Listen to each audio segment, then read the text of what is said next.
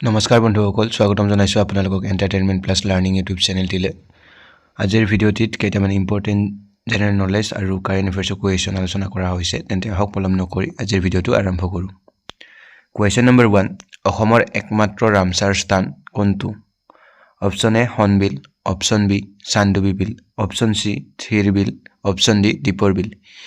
ইয়াৰে কাৰেক্ট এনচাৰটো হৈছে অপশ্যন ডি দীপৰ বিল। দীপৰ বিল হৈছে অসমৰ একমাত্ৰ ৰামছাৰ স্থান।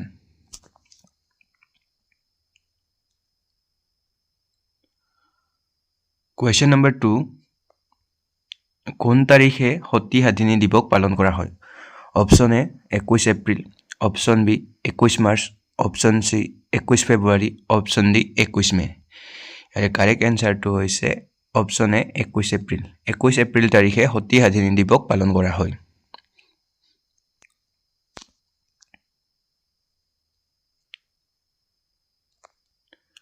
কুৱেশ্যন নম্বৰ 3, অসমৰ কোনজন ব্যক্তিক ত্যাগবীৰ নামেৰে জনা যায়? Option A Hemchandra Goswami, option B Hem Baruah, option C Tarunram Phukan, option D Radha Gobinda Baruah. ইয়াৰে শুদ্ধ উত্তৰটো হৈছে অপশ্যন বি হেম বৰুৱা। হেম বৰুৱাক ত্যাগবীৰ নামেৰে জনা যায়।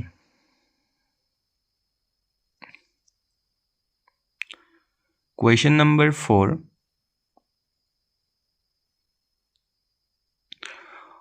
অসমৰ কোনখন জিলাৰ অৰ্থ পাহাৰৰ জিলিকি থকা চহৰ?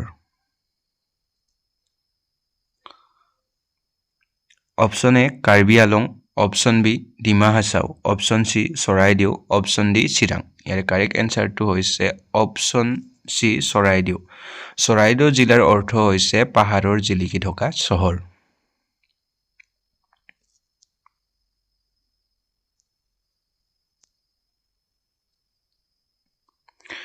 কুৱেশ্যন নম্বৰ 5, অসমত কোন তাৰিখে ছাত্ৰ দিৱস পালন কৰা হয়?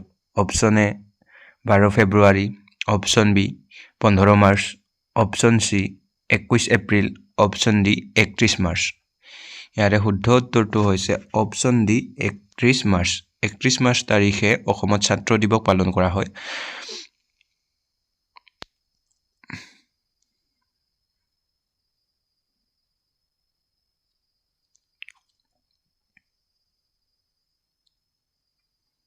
কুৱেশ্যন নম্বৰ 6, অসমত গড় দিৱস কোনদিনা পালন কৰা হয়? Option A 22 September, option B 22 October, option C 21 November, option D 20 September. ইয়াৰে কাৰেক্ট এনচাৰটো হৈছে অসমত গড় দিৱস 22 ছেপ্টেম্বৰ দিনাখন পালন কৰা হয়।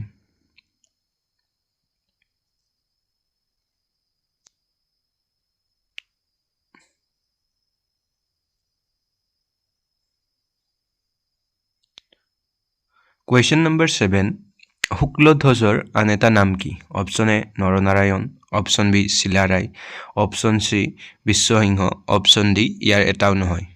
ইয়াৰে কাৰেক্ট এনচাৰটো হৈছে অপশ্যন বি চিলাৰায়। চিলাৰায়ৰে আন এটা নাম হৈছে শুক্লধ্বজ।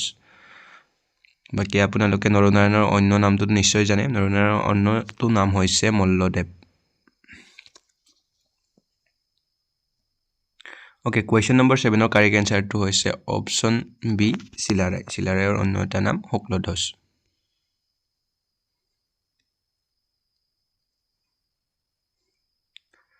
কুৱেশ্যন নম্বৰ 8, অসম সাহিত্য সভাৰ প্ৰথম অধিৱেশন অনুষ্ঠিত হৈছিল?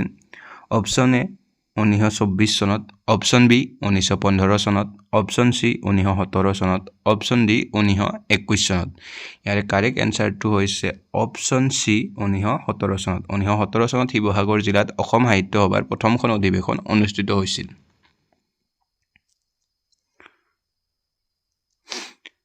কুৱেশ্যন নম্বৰ 9, 2025 চনত অসম সাহিত্য সভাৰ অধিৱেশন কোনখন জিলাত অনুষ্ঠিত হ'ব? অপশ্যন এ বৰপেটা জিলাত, অপশ্যন বি নলবাৰী জিলাত, অপশ্যন চি বজালী জিলাত, অপশ্যন ডি কামৰূপ জিলাত। ইয়াৰে কাৰেক্ট এনচাৰটো হৈছে অপশ্যন চি বজালী জিলাত। বজালী জিলাৰ পাঠশালাত অসম সাহিত্য সভাৰ 2025 চনত অধিৱেশন অনুষ্ঠিত হ'ব।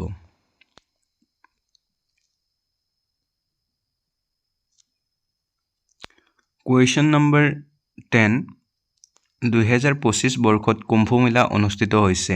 অপশ্যন এ মধ্যপ্ৰদেশত, অপশ্যন বি উত্তৰ প্ৰদেশত অপশ্যন চি উত্তৰাখণ্ডত অপশ্যন ডি মহাৰাষ্ট্ৰত ইয়াৰ কাৰেক্ট এনসাৰটো হৈছে অপশ্যন বি উত্তৰ প্ৰদেশৰ প্ৰয়াগৰাজত কুম্ভ মেলা অনুষ্ঠিত হৈছে Question number 11 2025 বৰ্ষৰ গণৰাজ্য দিৱসত মুখ্য অতিথি হিচাপে উপস্থিত আছে option A Prabowo Subianto option B Emmanuel Macron option C Donald Trump option D Giorgia Meloni ইয়াৰে কাৰেক্ট এনসাৰটো হৈছে অপশ্যন এ পাব্লো সুবিয়ান্তো আৰু তেওঁ ইণ্ডোনেছিয়াৰ ৰাষ্ট্ৰপতি হয়